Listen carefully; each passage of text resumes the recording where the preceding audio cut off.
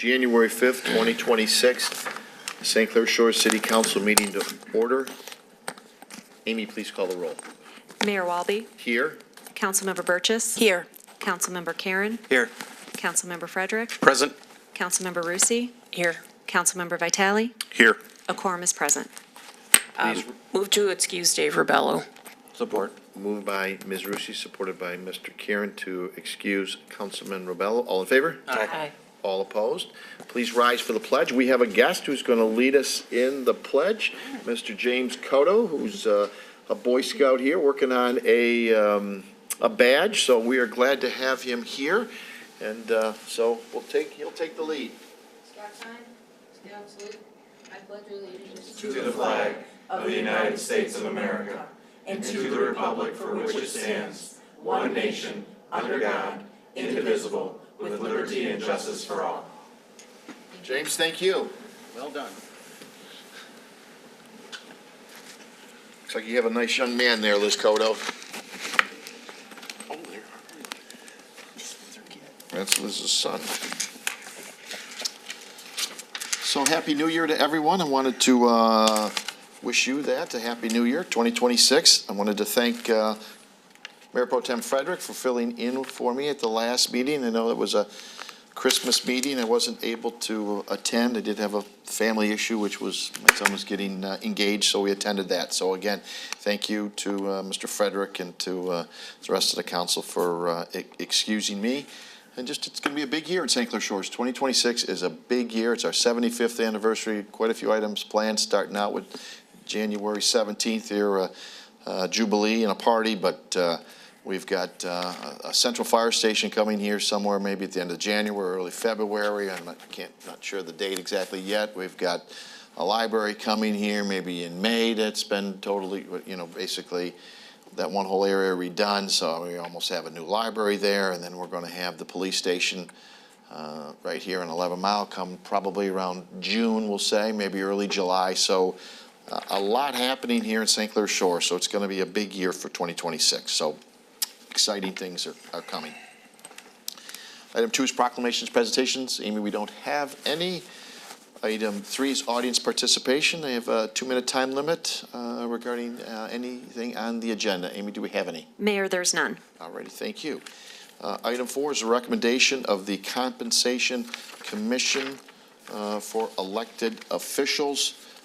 They meet every 2 years. I don't know who wants to go over that. Is that, or should just I? Again, it is, they met as they do every 2 years. And the bottom line is it comes to us. I think the ordinance says 30 days. It must come to us after that, or it will be put in place. They have recommended 2% increase for the elected officials.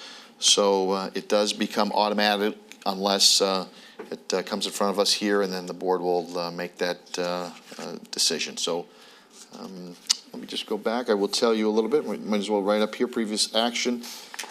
2011, give you the last about 10 years. 2011, there was a 5% decrease here. 2013, a 0 increase. Again, it's every 2 years when they meet. 2015 was a 0. 2017, 2019, 2021, and 2023 were all 2% increases, again, done by the Compensation Commission, which is a group of citizens here in St. Clair Shores. So with that, we'll take recommendations. Ms. Rusi. Yep, I will move to reject the recommendation of a compensation increase. Support. Moved by Ms. Rusi, supported by Mr. Vitale. Yes. Anybody else? All in favor? Aye. All opposed? No. Amy, roll call vote, please. Councilmember Rusi. Aye. Councilmember Vitale. Aye. Councilmember Burgess. No. Councilmember Karen. No.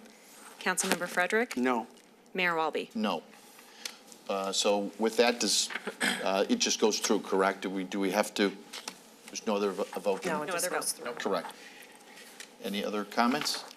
Ms. Rusi? That's a comment. Okay. I'm not going to belabor the reasons behind the motion I made, given I've done it 4 times already in 17, 19, 21, and 23.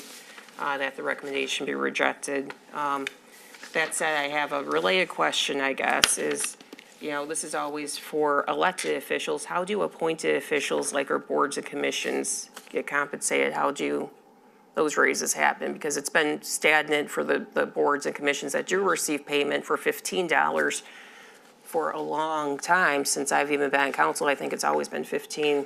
And I think, going through the minutes of the previous increases that some members of this council feel they deserve, I think the rationale applies just as much to the members of our commissions and boards that have been stagnant at $15. I know it's up to council to set the rate of pay. For example, Parks and Rec Commission members of commissions will receive a fee per meeting as set by council from time to time by resolution. When's the last time we've set anything by resolution? City Planning Commission, all members of the commission may be compensated at a rate determined by council. Again, it's been stagnated at 15. So some of the arguments that council uses to justify increases to itself apply, I think, equally to the commissions. We have increased costs of meeting attendance, like gas price increases and childcare, time away from work, preparation time leading up to the meetings. Because again, I reviewed the minutes regarding why these recommendations are passed or not rejected by this council. The work outside the meetings on various projects, I know beautification, historical, for example, have a lot of work by some members outside the actual meetings, including subcommittee meetings. Expectations is spending money to attend and support events, just the same of us. Look at the upcoming $100 ticket gala. We extended the opportunity to purchase those tickets to them first with reminders during the meetings to purchase them. I've read the minutes. And they all get back to local charities and events too, which is again a justification put up by certain members of this council to justify raises to themselves. I think they apply equally to our commissions. Inflationary concerns, and we also want to attract, retain, qualify, engage commission and board members. Start to get applications for some of these boards. So again, no one does it for the pay, just like we don't do it for the pay, but we accept these increases as are recommended because that process is put in place. Oh, and there's also an increased workload, including emails now compared to how it used to be for commission members, where now I think they even do more work outside the meetings because of things like emails. So, and some of our committee members don't receive any compensation at all, but they experience the same things, such as expectation and work. The cultural committee spends a lot of time outside meetings researching and communicating with speakers and trip destinations, setting those up. In the parade committee, fundraising, planning, logistics, being so far beyond the meetings themselves. For some reason, we'll always sit up here and justify the increases to ourselves, but no one's ever brought up the increases to the boards and commission members. We have hundreds of them put in the same type of work with the same expectations and obligations we do, and we're the ones who control that. But it's never been brought up, so maybe we should start talking about that too. Mr. Lund? Yep, I'd say, Budget? yep, Councilwoman, I actually did. Your microphone's off. Oh, sorry. Thank you. Councilwoman, right before Christmas, I actually did meet with two of the chair people from two of the committees that actually do receive a stipend, kind of asking that exact same question that you had. So that will be part of one of the discussions that we'll have during our budget session, as well as even possibly during the work study session, if you guys would like me to add that. Yeah, I that would could be do it, one of the I mean, topics. we're doing it, when does this when does this raise that we just opted not to reject go into effect? Like pretty immediately, like now, right? Yes. I will get with the clerk. Amy? January 8th. Yeah, so I think we should do this ASAP, because it's been a long time. We've had, now this will be 2% increases, but we haven't touched the boards and commission members. Yep. And no one's ever brought it up, so We can going actually through the have- minutes and it's like these people do a lot of work too, and all the same arguments people have made on their own behalf apply to them too. Okay, we'll get it there. Thank you. Item 5 is the 2025 Benjamin Statler Canal Dredge Review and confirm the assessment role. Hear objections to the role and adopt a resolution confirming the special assessment district. 5A is the public hearing, so I will open the public hearing for the Benjamin Statler Canal Dredge. Do we have anyone here who would like to speak regarding the Benjamin Statler Canal Dredge? Anyone before I close? Anyone? We'll close the public hearing. We need to adopt the resolution confirming the special assessment district for Benjamin Statler Canal Dredge. Mr. Frederick. I would like to Move to adopt the resolution confirming the special assessment district for the 2025 Benjamin Statler Canal dredge. Support. Moved by Mr. Frederick, supported by Mr. Karen. Ms. Rusi. Thank you. Just a quick question. I'm looking at the notes to the property owners from December 17th. It states that's for the dredging special assessment district for the improvement of the canal through dredging, but it doesn't talk about the partial jetty seawall replacement. That said, the ordinance does discuss maintaining the artificially created water course, which I would assume encompasses the partial jetty seawall replacement too. So the notice was sufficient, correct? Because it's even though it just says dredging, the seawall is a part of that, correct? I would say yes. Yes. Okay, good. I just wanted to confirm that. All in favor? Aye. All opposed, 6-0 passes. Thank you. Item 6, there were a couple additional questions, so that will come back, I'm not sure at the next meeting, but it'll come certainly in the future meeting here regarding item 6. So item 7 is planning case request for site plan approval for a 3572 square foot building with garage and office on the first floor and living quarters on the second floor. John Vitale here. The owner of Gilbert's, Mr. Burkolis. Good evening. Good evening. All right, John, tell us about it, or Okay. someone Good take the evening. lead Good here. evening. Thank you. So we're here representing Mr. Burkolis, who owns the property that's right across the street from Gilbert's, just to the north. The existing property right now is a parking lot, and it does have a small masonry building on it that's unfortunately seen its life. And so what we're proposing is, in place of that building, to tear that building down and build this new structure in that same location. We're proposing a building that's about 3,600 square feet. First floor will be partially office, and a large portion of the first floor will be storage. And the upper floor will be a living quarters, actually proposed for Mr. Burkolis himself to live there. So the building, the exterior of the building is stone. A lot of it is engineered wood siding. Wood siding is proposed to be long-lasting, like a hardy plank cement board that looks like wood, but it's pre-finished and has a 30-year warranty on it. And I'm happy to answer any other questions that you might have. I do want to mention, working with the planning department on the site, we had some discussion about the lighting. So one of the things that we'd like to propose is that some of the discussion required us perhaps adjusting one of the driveways. In lieu of adjusting the driveways, what we'd like to propose, because we think the driveways seem to work pretty well the way they are right now, we'd like the lighting that's in the existing parking lot, because the parking lot is primarily used by the employees that work at Gilbert's Restaurant. So because they're leaving the restaurant late at night, we do want to make sure we have adequate lighting.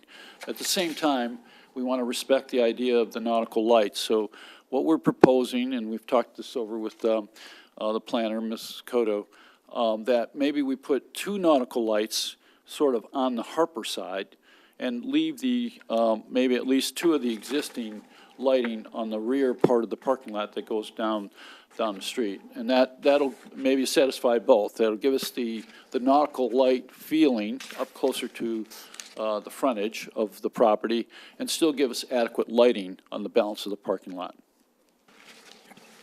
Questions? Ms. Rusi. Thank you. And existing zoning is adequate given, even with the living space, correct? I'm sorry? Yes. Oh, I was asking Liz, Oh, okay, sorry. existing zoning's fine. Okay, and a question about the, just out of curiosity, will the residential living quarters be occupied by, is it the intention to rent them out, or will they be occupied by the people who are, I guess, working in the office building? It'll be occupied by Mr. Burkolis, the owner. Oh, okay.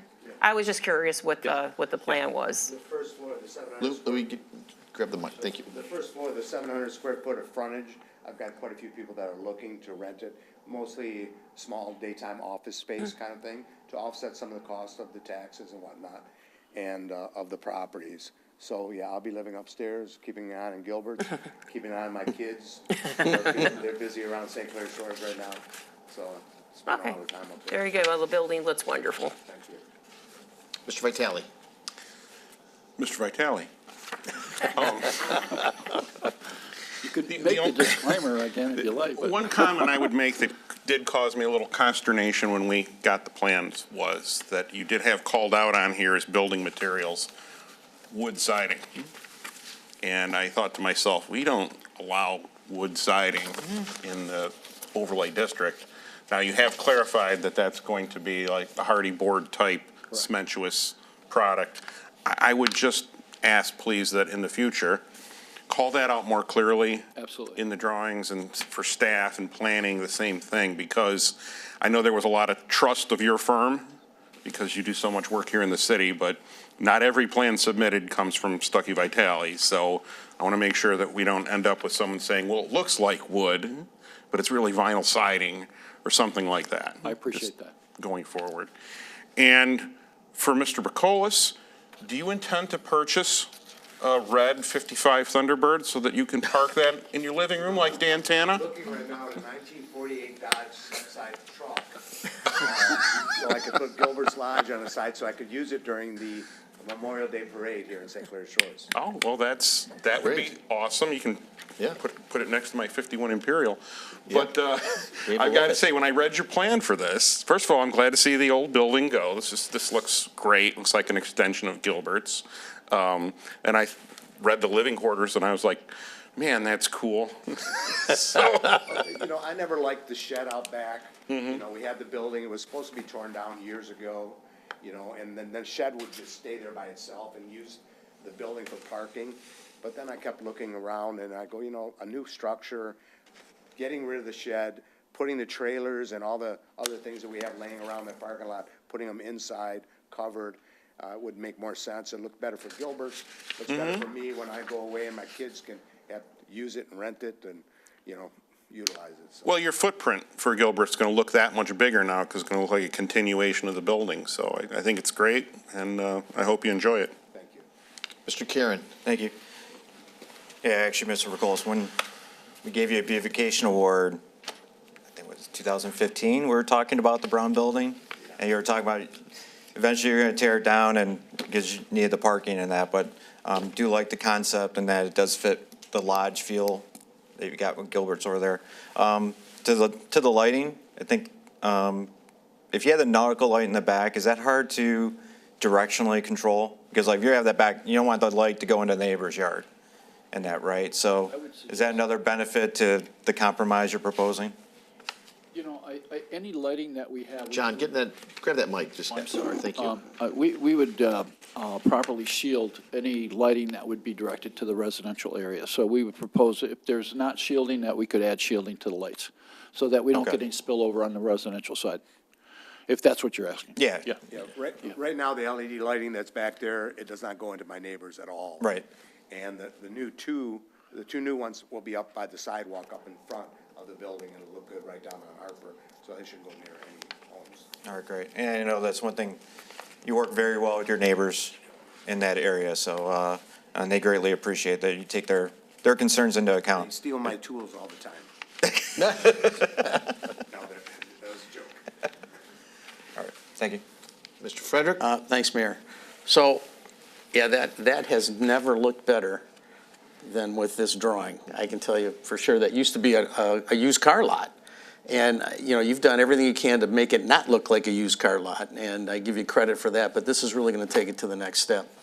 My question is, Liz, does he have to do the little knee wall in the front along Harper? Is that, because I know there's no knee wall in front of the other building, and to make it look like it's continuous, just seems wrong to do that. So he has the choice. He could do the knee wall, a combination of the knee wall and landscaping, or he could do a 3-foot berm, which I think is what you guys are going to be doing. Okay. And then that's where they could also be putting the nautical lights too. So that kind of kills two birds Excellent. with one stone. Excellent, yeah.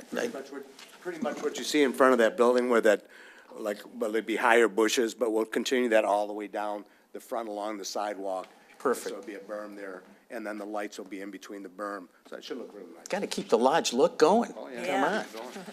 Yeah, that's fantastic. I would move to approve planning case PPC 25011 request for site plan approval on the 35,072 square foot building with a garage and office on first floor and living quarters on the second floor, represented by Stuckey Vitale Architects. The following conditions: modify the drive approach. Although we're talking, maybe we don't need to do that now, right? Okay. Align the proposed parking lot striping, include directional arrows, parking blocks should be installed along the parking lot. That's probably important, right? Where the sidewalk is. Parking lot repairs and improvements might require permit. Remove the old light poles, install nautical theme poles as we discussed, install the landscaping green belt combination for those between the sidewalk and Harper and the parking lot, and all mechanical equipment, whether installed at grade or on the roof of the structure, shall be screened from view. Support. Moved by Mr. Frederick, supported by Ms. Rusi. Question by Mr. Vitale.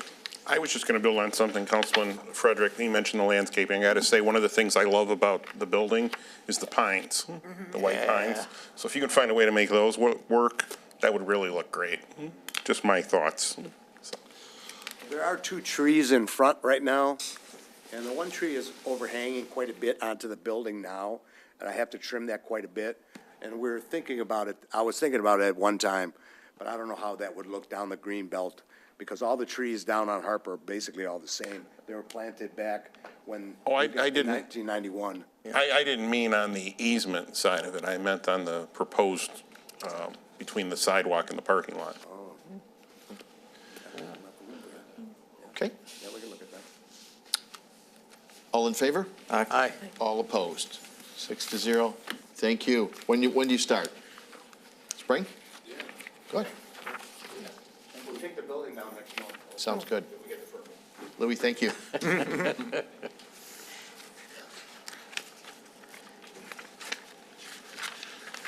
Item 8 is to request approval of the budget amendment for Bryce Park walking path. Denise Pike, CDI Director, and Dustin Lentz, City Manager. Good evening. Good evening, Mayor and Council.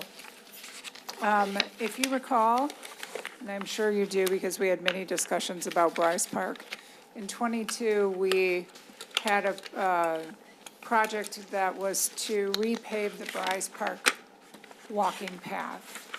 There were many issues encountered with that, particularly due to substandard soil conditions in the park. We paved it, it cracked, we paved it again, it cracked significantly. So what we are asking council to approve this evening is a budget amendment that would allow us to further engage Fishbeck engineers to do a design and potentially engineering and ultimately construction of a new pathway.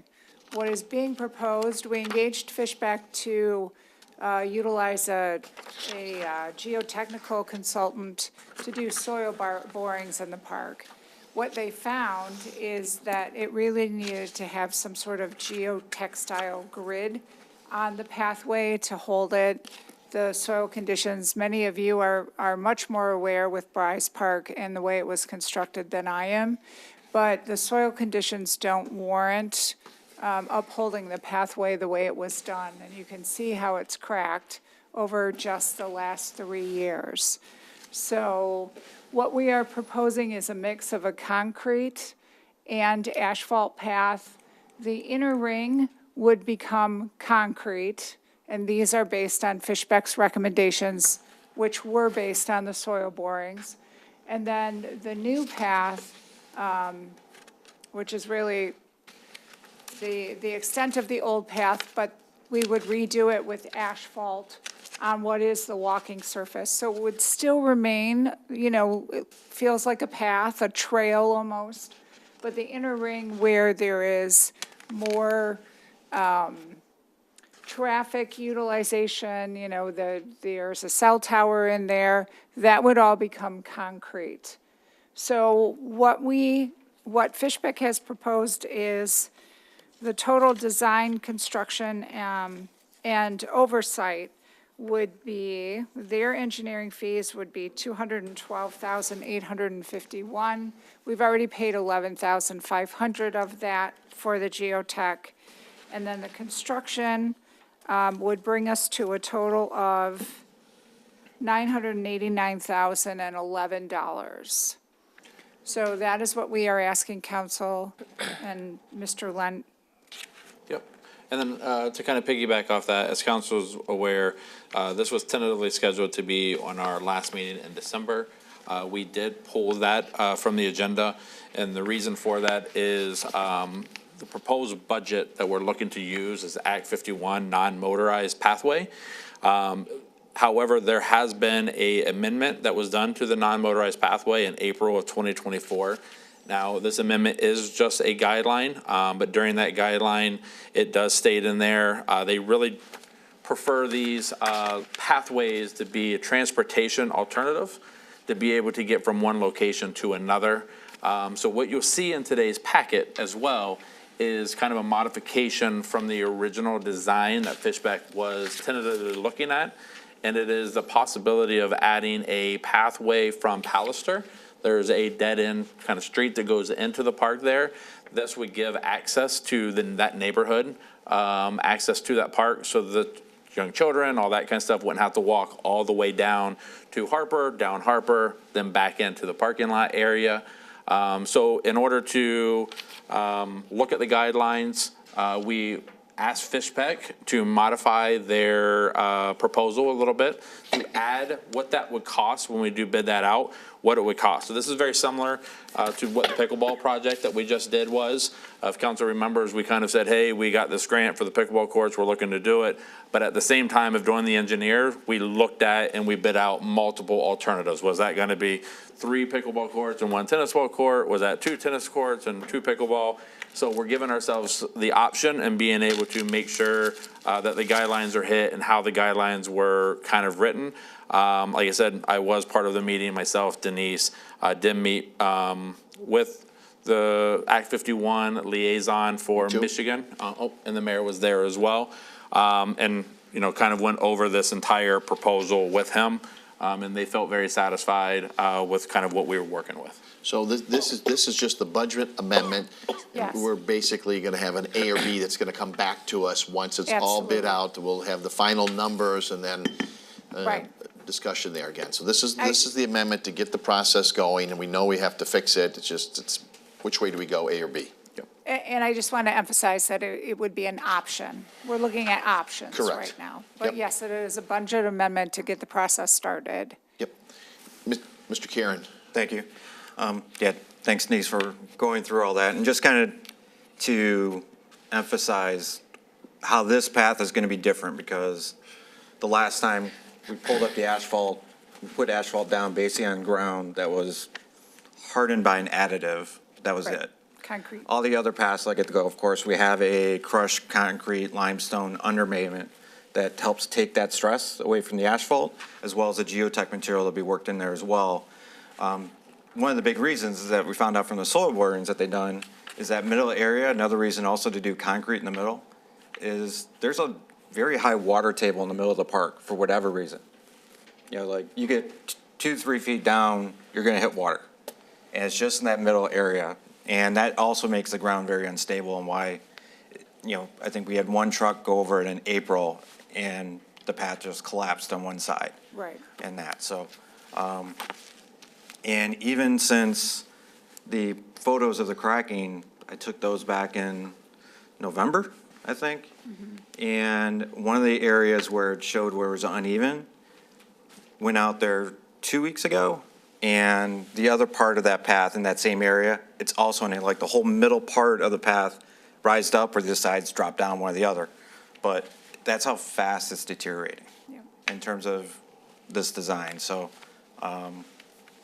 yeah, so if we can get the project going, get it out for bid, get what those options are, so that we can get this start working in the spring, be very important, because this path is not gonna last another year. I'm not even sure I'll last a few more freeze-thaw cycles that we're gonna have going through that park, so I appreciate it. Thank you. Mr. Vitale? So I have a question. There are a lot of municipalities that have walking trails that are just a natural surface. Sterling Heights has a nature trail like this that runs through Dodge Park, et cetera.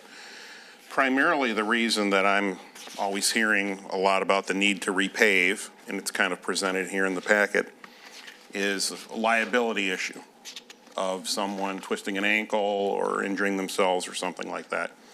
How do cities that have naturally maintained, or excuse me, natural surface, walkways and trails, how do they avoid that liability issue? Does anyone know that? I can respond to that. Yeah, you'd be the best one, actually. They typically don't avoid that liability. And what the level of the liability is depends upon the status of case law that addresses whether such a situation, such a walkway, such a pothole, such a something to trip on is open and obvious to the walker, to the runner. And not everything that a city or a village does is liability proof. A city engages in activities all the time where there is potential liability, which is why we essentially insure for it. But no city insulates itself from such liability. Does it lessen the liability? In the again, I'll use the example at Dodge Park that it's called a nature trail. And it's something that you choose to walk on. It's not like a sidewalk where I'm going to walk to the end of the street to use the mailbox, or I'm going to carry mail to homes or something. This is something that you voluntarily decide you want to be one with nature and walk under the trees and things like that. I mean, that has to be a component involved in this. It could be, or a caution sign of some type. Because here's where I'm going if you haven't figured it out. One of the things that we saw in our own city survey was more nature trails. And when I read that, I thought to myself, in St. Clair Shores, I mean, you're kind of going to have to live without nature trails. But you know what? Then I look at this, and it's got an arboretum. It's covered with trees. It's not the greatest soil, as we all know. Mm-hmm. I don't think I'm in favor of adding more pavement. I think if it were going to be anything that I were going to do, I'd tear it out and grade it. And now it's a nature trail. Because this is $1 million. And I can't get behind $1 million for this. So I would add that if it were just graded, it would not be accessible to all.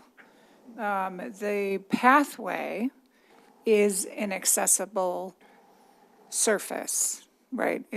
You don't have to be completely mobile to utilize the pathway. So I would say we have 2 other large parks. We have accessible playgrounds that all have accessible surfaces like this. And yet we still have a demand for more of a nature-oriented park that isn't a lot of concrete and asphalt. but this is one of our only parks that is open to the general public. So, we do have those amenities in St. Clair Shores. They're wonderful amenities for residents. This park is open to the general public. It is where our arboretum is. It is a park that we want to heavily utilize. I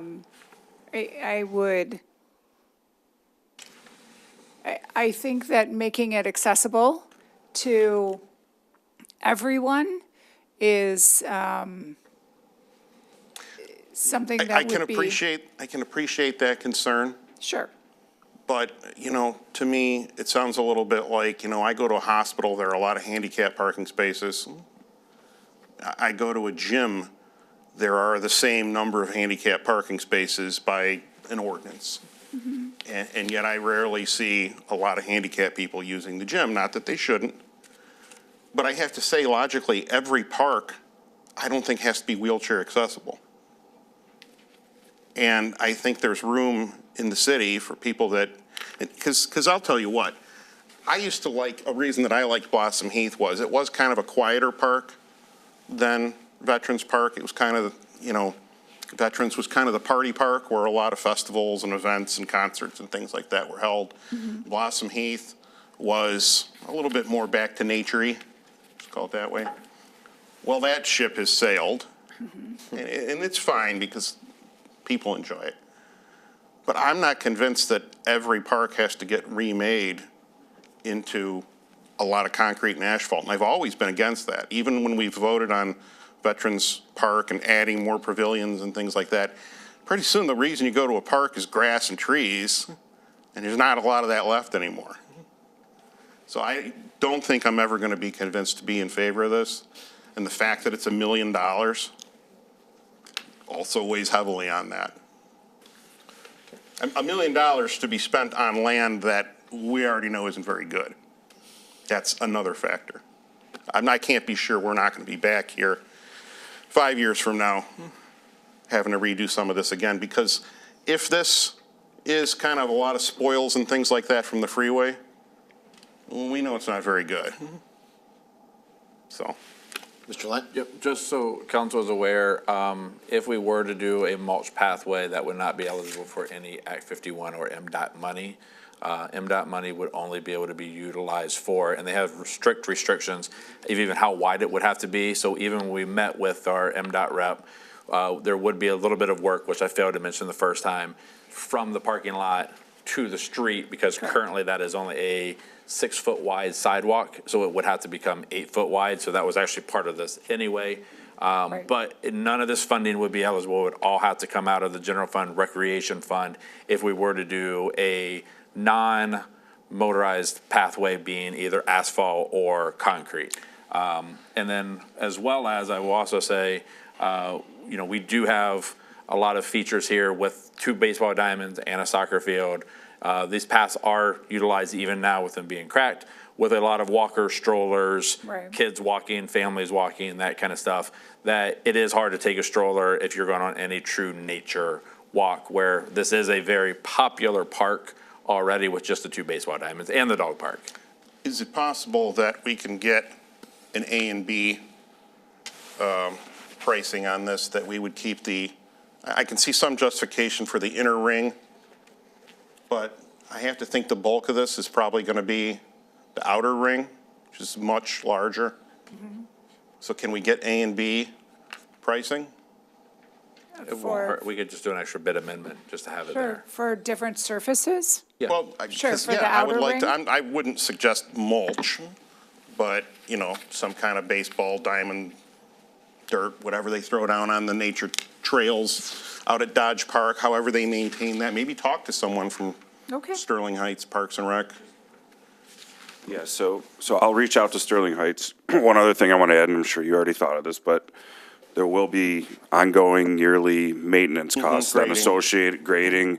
We'll probably have to get a certain piece of equipment to roll that surface out. But there will be material needed probably each and every year that we do that. So just something to keep in mind. No, I understand there would be some ongoing maintenance. We would probably have to drag a grate around it every so often. But I don't know. I feel like we could do that for a lot of years before we got to $1 million in cost. We can certainly add that to Fishbeck's scope and say we would want you to explore this, if that's one of the options that we want them to look at. And to Dustin's point, I can appreciate what you're saying about everything has to be paved, but, I don't know, maybe I'll sound like an old man here, but in my day, there were plenty of parking lots and baseball diamonds and things like that weren't remotely paved. So I don't think it's that out of I don't think we need to necessarily tear down Paradise and put up another parking lot. So Dave would appreciate that if he were here. It's a good song reference. Mr. Frederick? Yeah, Chris, I know where you're coming from. A lot of we do some camping in the summer, and we'll go to these parks that are nearby, and most of them do have paved areas. The one that comes to mind is Tequamanet Falls. You got to walk on these paved areas, but then you can get off the path a little bit. My fear is, how far does the disc golf park go relative to the asphalt path? All the way to the back. Oh, yeah. So, if you're doing a nature trail and then you've got people playing disc golf, there's sort of a problem there if you got people kind of ducking into the nature side of that. Maybe we've already gone past the point of where it could be a nature trail, sort of like what they'd have out in Pinckney. They have the Potawatomi Trail, which is, part of it is paved, but most of it is not. There's a few bridges out there, but I gotta tell you, if you've ever walked that trail, it's horrible. There's tree roots and all kinds of stuff, and I frankly, I don't know how they get away with, the liability side of that, but I think for us, for here, especially with the disc golf and, especially, a lot of times you've got strollers and people walking around, and I really like this idea of opening Pallister up with appropriate signage, right? To have people from that neighborhood, because it was a pain in the neck to go around the front. And I can tell you as a kid, back in my day, and this will go to your water just a little bit under the thing, that used to be a swamp. It was called Schwaben Park. And you could go there and you could catch pollywogs any time of the year, even in the winter. It was kind of crazy. So, and that's the other thing. In the winter, people that are walking out there, I know, Rob, we will clear veterans. Would we be clearing this for a walking track in the winter as well, or no? Again, costs. Right. But I mean, if it was natural, I'm not sure that we'd even be able to clear it.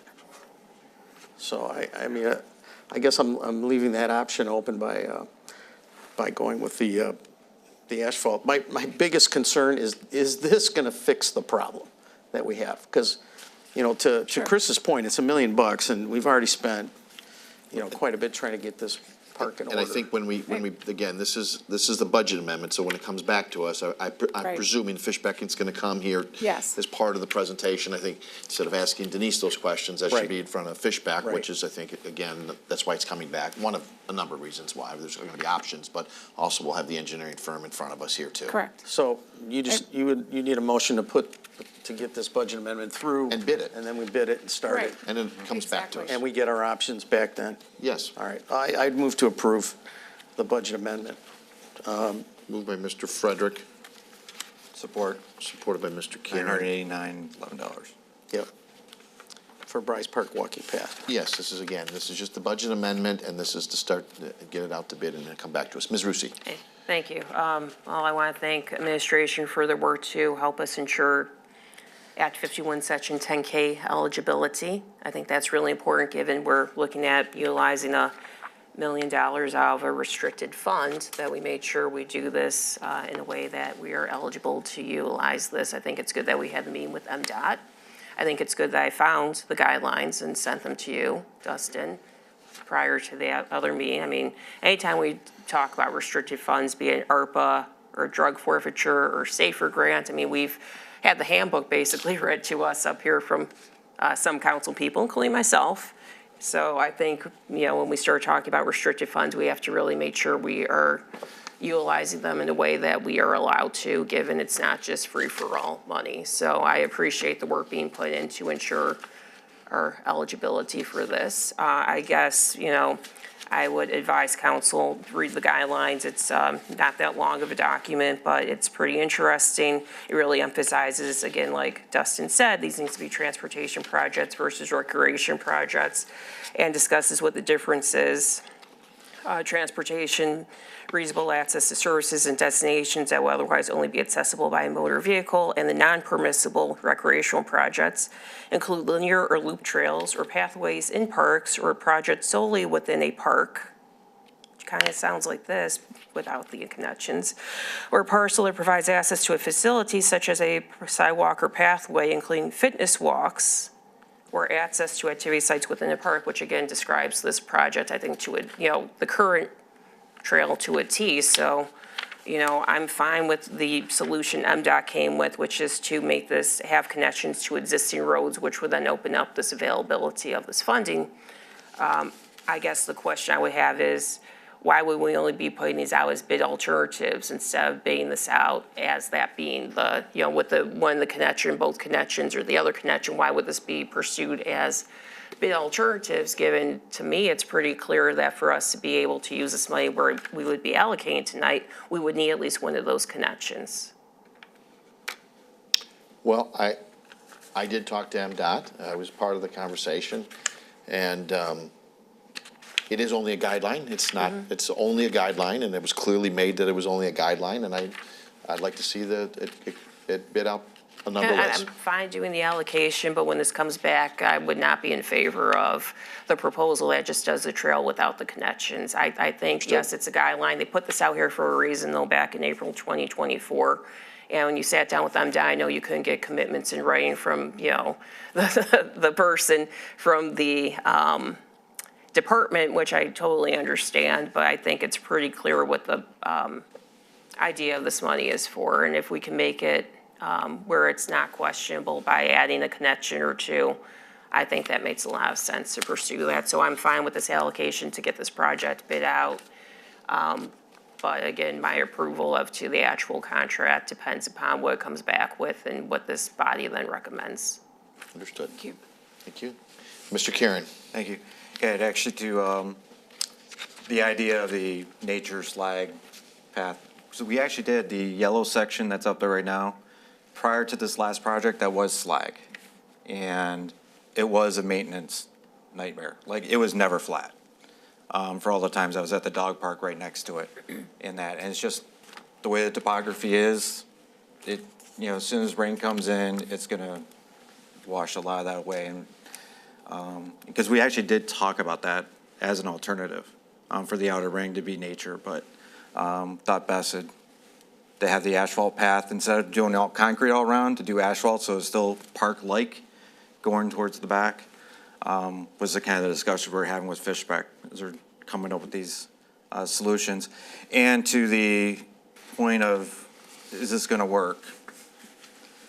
We were all told the prior one was going to work. We were all told the additive was going to work, right? And it didn't. At least in this case, the design that Fishbeck is coming through is very similar to exactly what we have at the golf course, which is basically a lot of flat land, a lot of grass on the other side. But having the concrete underlayment and even the geotech material, which we don't have at the golf course, is an extra layer of protection. That this design will be far better suited and last, hopefully decades, not a couple of years like the current one did. So that's been our discussions when we're putting this together. Mr. Vitale?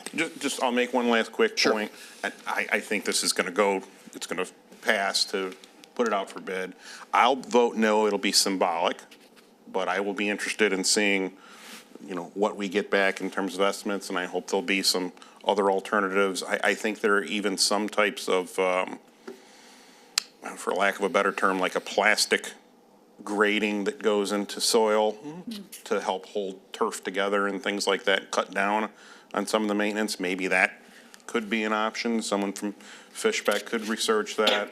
And I'd like to hear back what Rob's able to learn about how they hold it together over in the nature trails at Sterling Heights, because they're not really using slag there either. It's more almost like a baseball mound kind of dirt. It's not a stone. But anyways, so it'll be symbolic, but I will be glad to read the results. Thank you. Moved by Mr. Frederick, supported by Mr. Karen, to approve the budget amendment for Bryce Park Walking Path, the amount of $989.11. All in favor? Aye. All opposed? No. 5-1, and then again, it will be back to us with the bids, and Fishbeck will be attending the meeting. Absolutely. Thank you. No purchase orders or contracts or bids. Item 10 is consent agenda. I'd like to pull 10E. 10E, will you make a motion for the rest? Yes, I will. Support. Moved by Ms. Rusi to approve the consent agenda, everything but 10E, and that is supported by Mr. Karen. All in favor? Aye. All opposed? 10E, Ms. Rusi. Yep, thank you. Just to follow up to a point I had brought up previously, it is getting a little bit better, but again, some of these boards and commissions, it's taking us a long time to get these minutes, to the point where we're getting minutes from January 2025 on December 12th, 2025, and we're receiving and filing them about a year later from when the meeting actually had occurred. Maybe, I know the clerk gets us these as quick as they get them. I know they have to chase some of these down. Could we follow up quarterly, maybe with some of the staff liaisons to these various boards and commissions, to make sure we receive these things in a little bit more of a timely fashion? Sure. I'm reading some things that happened in June. I'm reading things that happened in April. And all of these have staff liaisons. We shouldn't be waiting until December to get things that were, I would assume, approved a lot earlier for meetings that happened in the spring or, or winter of last year. And there are also Open Means Act implications, obviously. The means after we are just receiving and filing by the means after they're approved by the committee or board or commission they're coming from, need to be made available for public inspection pursuant to the Open Means Act within like 5 business days after approval. And if our clerk's office doesn't have them, which if they had them, they would have gotten them to us sooner, I think that can throw a wrench in that process too for the public, just in case, anyone wants to exercise their rights under the Open Means Act to receive these minutes. So I think we need to be following up with the staff liaisons a little bit more to ensure that these are more timely submitted to us to receive and file. And with that, I'll move to approve. Support. Moved by Ms. Rusi, supported by Mr. Karen. Mr. Vitale? Only to state that I back what Councilwoman Rusi said. I've noticed the same issue myself, as well as the quality of some of the minutes, hopefully not from my committees. But I agree. I agree. Yeah, Mr. Karen's had a pencil? Nope.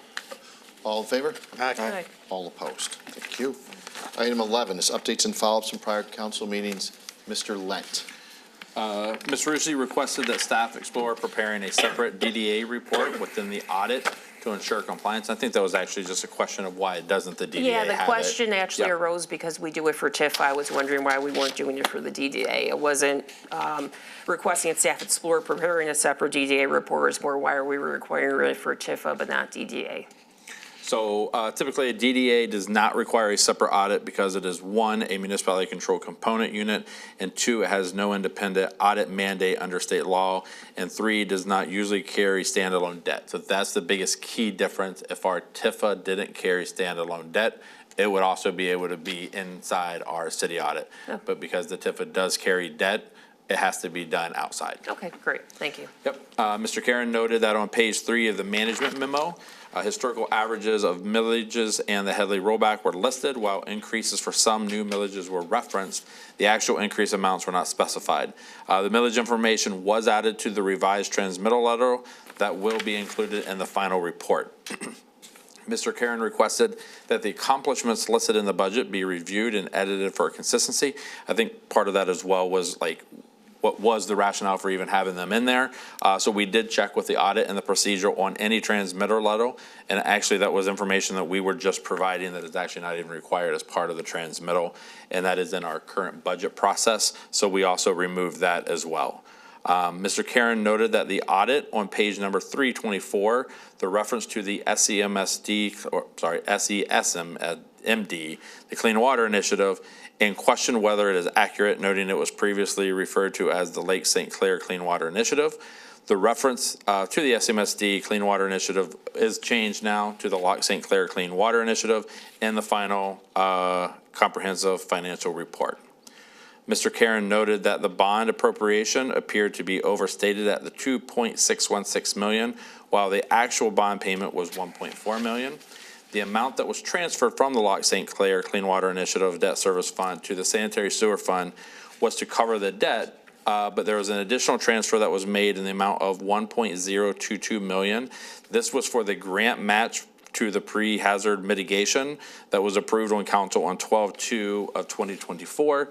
That money is now being held in there for when that project does get spent. The matching money was already authorized from council. And that's the Alexander Storm separation project. Yep. Mr. Karen noted that the audit states that the city has used a 5-year financial model since 1996. However, he has not seen one recently and requested that if it still exists, it be included in the budget. The reference was removed. As you mentioned, we are not using a 5-year financial model, and the transmittal letter has been included in the final report. So, Mayor? Yes. So on that, why have we stopped using any type of 5-year financial model? So in the municipal world, I'll say even through the ICMA and a lot of the new cities, the 5-year model was kind of done away with for numerous reasons. A lot of municipalities have stopped doing that. Some have now went to a 2-year model or even a 3-year model. Just with the high inflation rates, all the stuff that has changed at the city level, estimating that kind of have slowed down on that 5-year model. I'll also say for rationale reasons of all the union and contract negotiations of what those are going to be. Those were coming back and kind of haunting individuals that were putting anything in there that they thought was significantly going to change, as well as trying to figure out what the Headley rollbacks would be, any millage increases. There's just kind of a overall consensus Again. of the 5-year model isn't necessarily what it is for commercial and, I get it, but even when we had it, because it all goes back to all the conversations we had to have back in 2012 and 2013, where we were given the projections and showing where we're headed, and if we don't do anything, we're gonna be bankrupt in 5 years, and every year we did something a little different and saved more money in order to get things straightened out. A lot of those were just base assumptions. You know, you assume your wages and fringes are gonna go up an X percent each year, and you have forecasted out 5 years. It was just so that you had some of that going in, especially, and maybe we just prioritize general fund, you know, for that. So that way we can just kind of have an idea of year after year of like, yeah, we know employee expenses will go up X percent, fill in a number, you know, the best guess, just so we kind of know what is going to be that annual expense going forward. So as we try to do some of the other planning with the capital, we can see what that is. To me, it's just, it was never anything, even what we had back then, super accurate in that, because you have to build assumptions when you're doing a model. But just build basic percent assumptions into what the increases would be, at least give us some look ahead. yeah, and I have no, like, I've talked to John also about trying to even just. John Walters. John Walters, correct, sorry. John Walters, about looking at trying to get that 2 to 3 year and then even working towards the 5 year. The capital projects, you know, we were really trying to increase that. Liz, I know, was here, of trying to make sure now we have the 5 years so we can kind of show what the capital projects are going to be within the next 5 years, trying to really work on, as you're well aware, kind of the road and the sewers and the sanitation. Right, of all what the asset those- management plans require a 3 to Yes. 5 year look ahead. Correct. So So- most of them actually changed to a 3, but yeah, that's what we're yeah. trying to mirror now is the 3 year, because it really has kind of cut back. But we can do the best analysis, even throwing in some of those assumptions that you said for a 5 year. And we can kind of Even if we discuss got the those. 3 year, it'd be a start. Even a 3 year, yeah. It'd be a start, at least. Yep. Okay, thank you. Mr. Rebello noted that the construction on Jefferson Avenue is causing traffic backups to Greater Mac and asked whether A-frame signs could be placed to direct customers to local businesses. Options and costs for the signs directing traffic from Greater Mac to restaurants on Jefferson are being explored. Do we have any feedback on that? I know that it was kind of, I don't know. I don't think we have anything on our side just yet, you know. But the A-frames, I mean, they can put the A-frames out immediately. Yeah, so I guess Well, on the these city would be on, side. these would be out on Mac. I know. So I guess to speak on the city side, the city has already authorized any of the businesses, if they have the permission of the easement of the business that they're gonna be in front on Mac, we're still having them fill out the permit, but we're waiving all fees. So all fees will still be waived. They still have to follow our ordinance. They still have to go through the process. As far as working with the contractor, this is not a city project. So if they are working with a contractor and they're having them pay some of those fees or working with them, that is outside of our privy. And I know that that has been discussed as well. So I just can't answer where they are. But we are waiving the fees for the permits for those businesses, but they still are required to fill the permit out. Mr. Rebello requested an update on the Jefferson Streetscape project planned for 2027. The project has been assigned to Fishbeck. Plans are currently at 60% complete. Staff continues to discuss both road reconstruction and streetscape improvement ideas with Fishbeck and will bring the concepts to the TIFA and to council when it's ready. Mr. Rebello requested the date of the next Jefferson construction meeting. Currently, there is no date set for the next Jefferson construction meeting with the businesses. Mr. Rebello requested an update on the History Walk plan for the city's 75th anniversary. A subcommittee, including the library director, CDI director, and TIFA chair, is meeting with representatives from the Ford House who are assisting in the design implementation of the self-guided History Walk. To date, a sign shape has been determined, and the library director is exploring the content. That is all. Item 12, comments by individual council members. Mr. Karen, to start off. Thank you. Just a couple of things for tonight. Historical Commission, especially as we enter into the 75th year of the city, we're actually looking to fill a couple of positions on our commission. So if anyone's out there has an interest in the history of the city, wants to get involved, And the commission does a lot working with the Selinsky Green Farmhouse Museum that's back here of the library. Basically, you can go to the city website, fill out an application. We'll have a couple of openings available and looking to fill those in the historical commission. So there's that. And then also in terms of the Selinsky Green Farmhouse, we are looking for additional docents to learn about the history of the farmhouse and also just serve as hosts as when we're open on Wednesdays and Saturdays. And just learn a unique history and be able to explain that to the guests that come to the farmhouse during those open hours. So that's the 2 vacancies on the Historical Commission, also looking for docents for our Farmhouse Museum. And the only other thing is congratulations to the St. Clair Shores 12U girls Saints hockey team as they won the International Silver Stick over the weekend. Brandon texted me that yesterday, and he's asking when he's going to get the proclamation, so we'll get that in the works for that team. But I think it's another great banner to hang it from the rafters, and especially with Silver Stick is pretty much the Little League of hockey in terms of all the different areas that get involved, international between U.S. and Canada. And the Canadian teams have been hard to beat, and our 12U girls beat them in the tournament. So it's great to see that and bring another banner back to St. Clair Shores hockey. That's it. And Mr. Karen, I think we're going to, in the next meeting or two, I think we're going to have them come in front of us. So Okay, we'll be up. good. That was the tournament in Sarnia, correct? Yes. Mr. Frederick.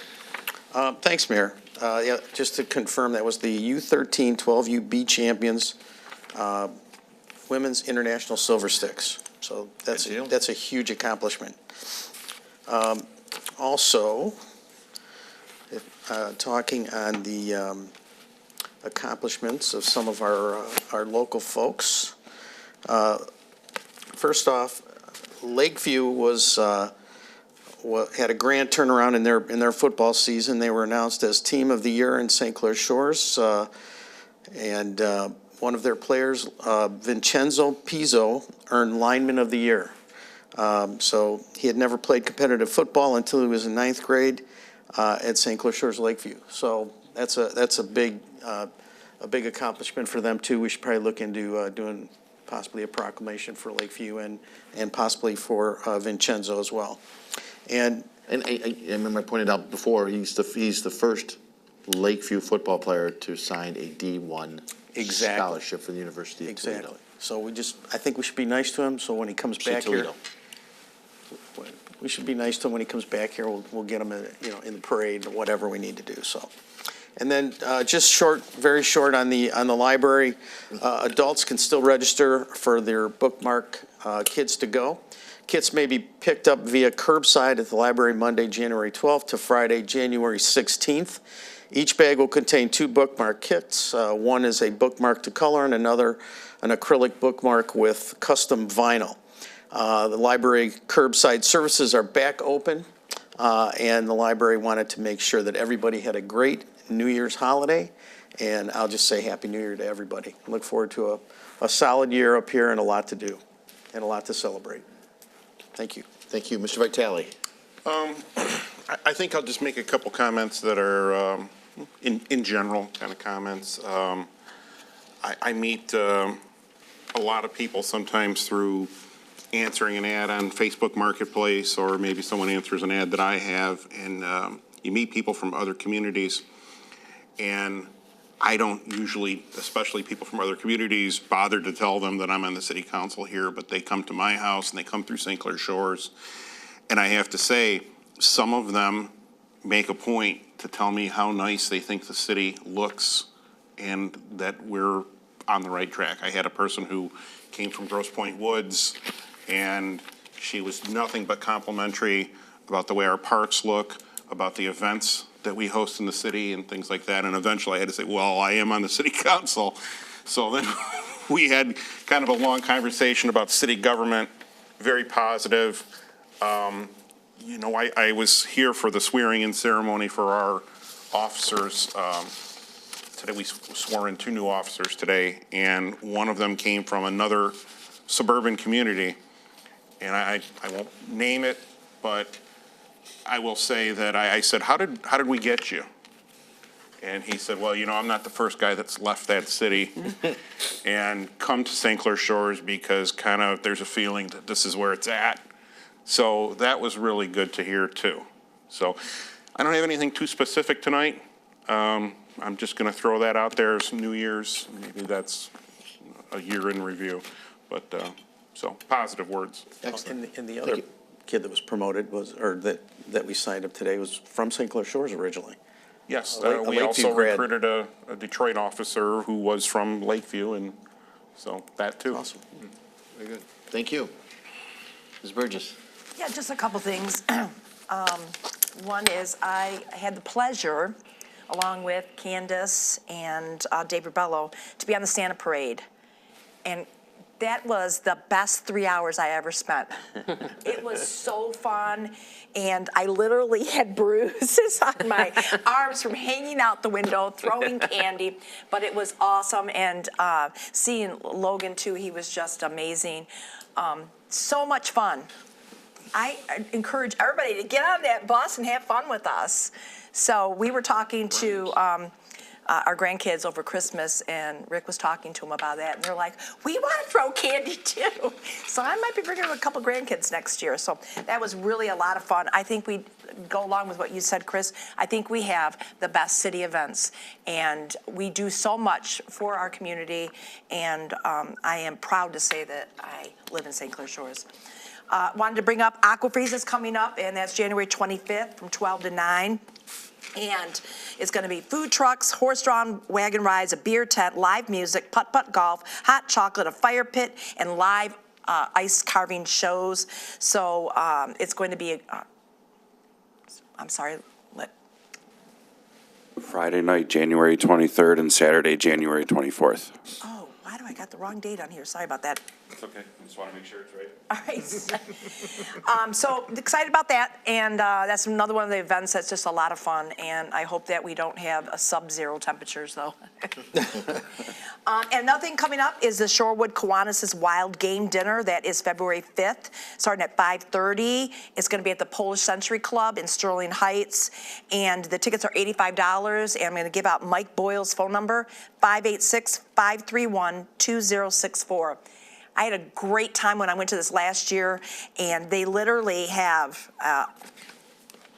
venison, antelope, mallard duck, pheasant, buffalo, bayou gator, elk, and Michigan cherry, pierogies, venison sausage, and much, much more.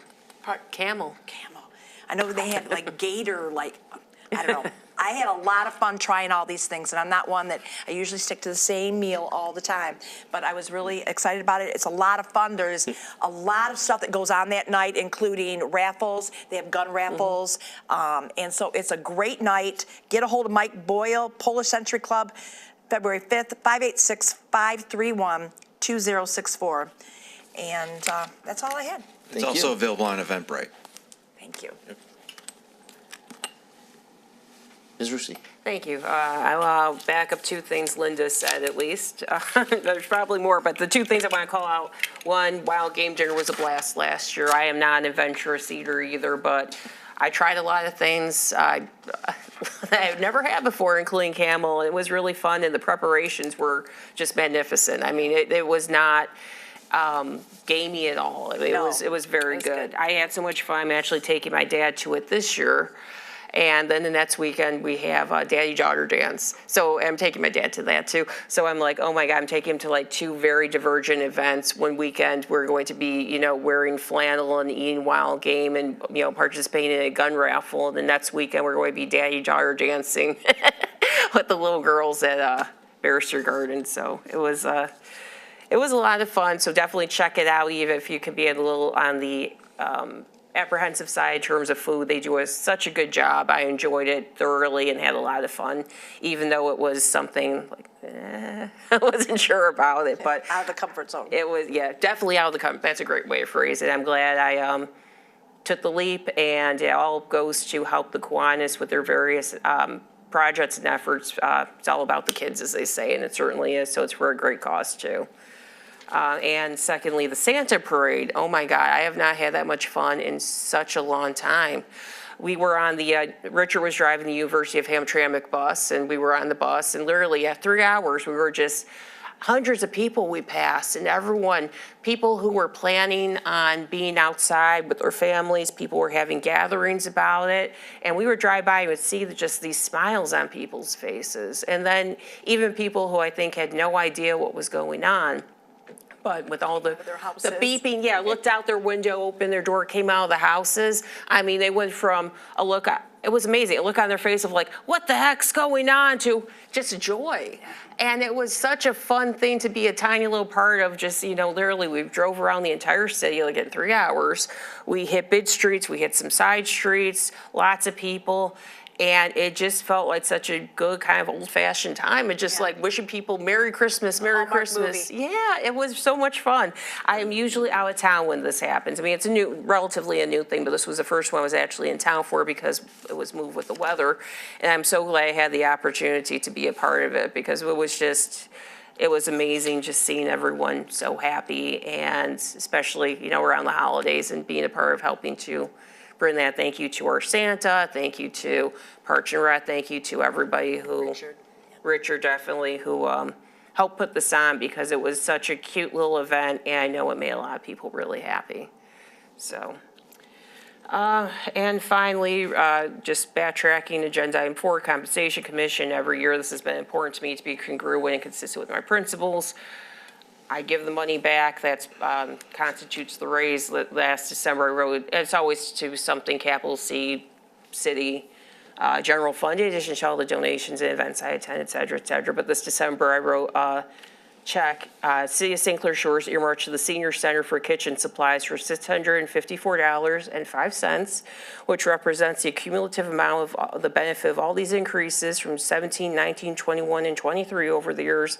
And next December, I will write a check back to the city for $825.85, which represents then the cumulative effect of the increase from 17, 19, 21, 23, now 25, where we've given, allowed increases to go into effect to our compensation. I feel that's important to me to be consistent with my principles. It's funny, I was actually talking to my nephew this weekend. I saw him on Saturday, and I had a chance to talk to him about principles, because I was upset about something. I was telling him how important it is to have principles.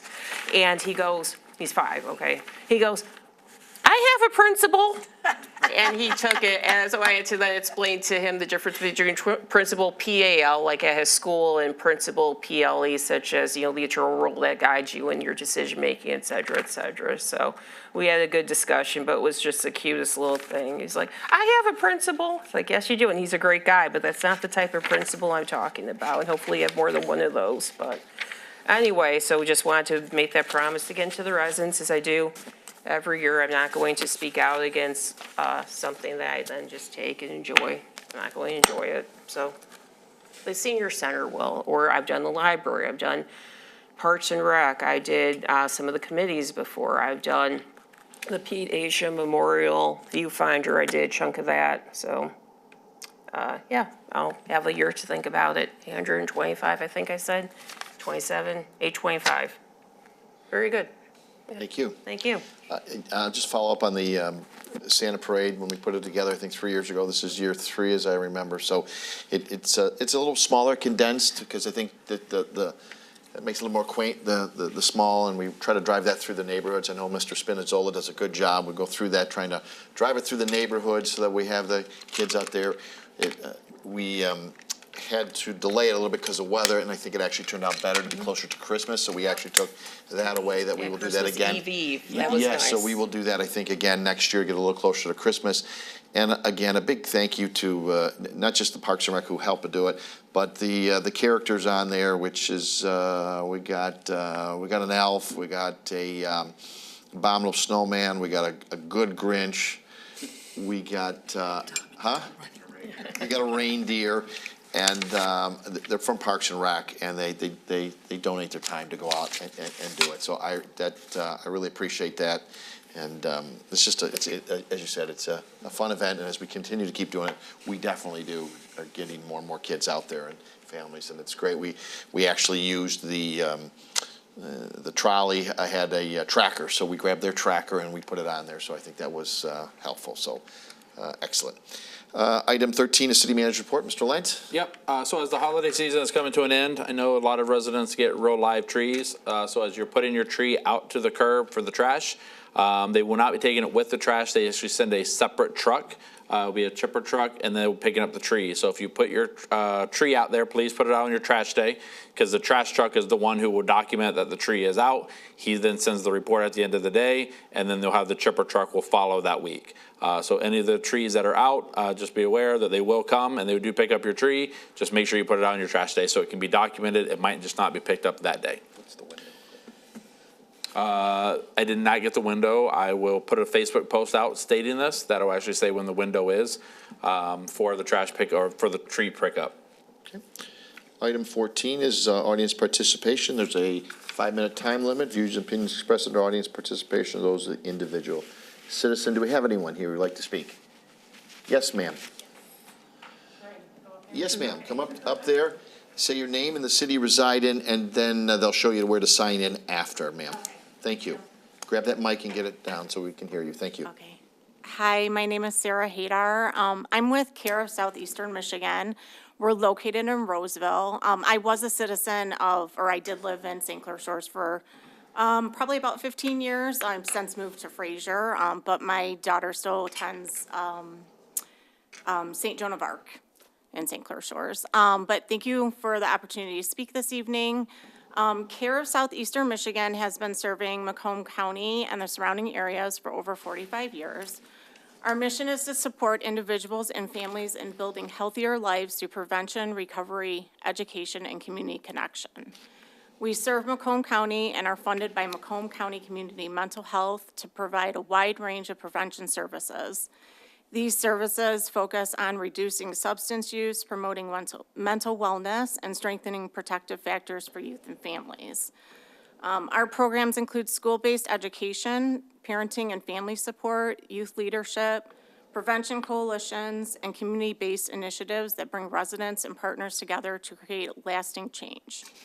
We also offer peer recovery coaching, case management, and clinical services for individuals and families impacted by substance use or mental health challenges. Clair of Southeastern Michigan works in partnership with community coalitions across Macomb County to make prevention a shared effort. Here in St. Clair Shores, we collaborate with Shores Network for Action and Prevention, a local coalition dedicated to preventing youth substance use and promoting healthy choices. So I'm here tonight to formally invite you to the Shores Network for Action and Prevention meeting. We do meet on the first Thursday of each month at 4 p.m. We meet at Senator Hertel's office. If you're not sure where that's located, we're at 22424 Greater Mac in St. Clair Shores. We welcome all residents, parents, students, businesses, local leaders to get involved. The coalition members help identify local needs, support prevention events, and strengthen community connections. I hope you're able to join us for future meetings. We also meet online as well, so if you're not able to attend in person, we do have a virtual option available. We are always seeking new members and volunteers who are passionate about making St. Clair Shores a safe, healthy, and thriving place to live. Whether you can attend meetings, help plan events, or simply share information, your involvement truly makes a difference. Thank you again for your time and for your commitment to the well-being of our community. Together, we continue to make St. Clair Shores a place where families feel supported and youth can reach their full potential. Thank you. Thank you. Anyone else? Anyone else? Okay, we will go back to Mayor's comments. Just a quick comment. I wasn't here at the last meeting, but again, I want to thank Parks and Rec. You know, we did get that state grant, and I'm sure you mentioned it at the last meeting, but kudos to not only Parks and Rec, but CDI. I know Liz Coto's involved with it, doing the grant. It's just great collaboration between both our departments who work on these types of grants. I think years ago, we didn't think we could be successful, and we have been successful over a number of years here, and this one was, one would be, I think persistency would be the right word here, because we did it 3 times and we finally got it the 3rd time. We did not give up, and again, it's needed. It'll be over at Civic Arena. It's the bathroom in the gardens that desperately needs it, so just thank you for the work, and it's great when you have departments that work together on behalf of these residents. No one sees this, but they are working, and I know when the grant was awarded to us, both Liz and Rob, I mean, had a great sense of accomplishment, right? That they achieved something here, because it's tough to get these. You got up there, and not only did we achieve it, we were at the top in the points. But whether we were at the top or the bottom, when we got it, I didn't really care. But it turned out we were at the top. But they do a great job, and people don't see that, and it's important that they be recognized and as we go forward. So we're gonna see that down the road. It takes a little time to get the money and all the paperwork, but we'll probably see it in 2027. Probably not in 2026. But great job. With that, we'll go to 16. Again, Happy New Year. Pardon me? Do we have a gala coming? Yeah, we do. This the 17th. We got it all over. We got it all over Facebook and for the 70th. Pardon me? Is there a commercial? Do we have a commercial? Or run it. Hey, St. Clair Shores, get ready to celebrate 75 years of our amazing city at the Diamond Jubilee Anniversary Celebration. Join us on Saturday, January 17th at Barrister Gardens from 6 to 11 p.m. for an unforgettable evening filled with dinner, drinks, desserts, dancing, and live music from the Blue Water Kings Band. Tickets are $100 each and can be purchased in person at the Parks and Rec office or online at scsmi.net/Jubilee. We can't wait to celebrate this milestone with you. See you there. So again, it's the 17th. It'll be at Barrister Gardens. It's the 75th anniversary of St. Clair Shores, a great and proud community here. So we're going to have a great time. Food and drinks, all part of it, for the $100. So you're going to get an excellent dinner by Barrister Gardens. Great music by Thank you, Blue Water Kings, and desserts by South Lake. So their culinary group's going to do that, and I know the county executive was going to be there. So, and I think the Public Works Commissioner will be there, Candace Miller. I mean, she grew up here, for heaven's sakes, there, so she's a Lakeshore graduate, and we're just going to have a nice time celebrating St. Clair Shores. We got a number of older councilmen, a former mayor here. I don't know if maybe two former mayors. Not sure on the second one just yet. So it'll be a very nice event. Look forward to it again on Saturday, the 17th of January, 2 days past January 15th, when this is the actual date of the city turning 1951, turning 75. So did I miss anything? Yes. Yes. And any of the extra money goes to charity. Is that what I was missing, Mr. Vitale? Okay, with that, we will go into item 16, which is request to meet in the closed session as permitted by state statute MCLA 15.268, section 8C, labor negotiations. So we will need a roll call vote. Amy? I will make the motion. Oh, thank you. Then we'll go into roll call vote, right, Mark. Mrs. Rusi? Made by Ms. Rusi, supported by Mr. Karen. Amy will need a roll call vote.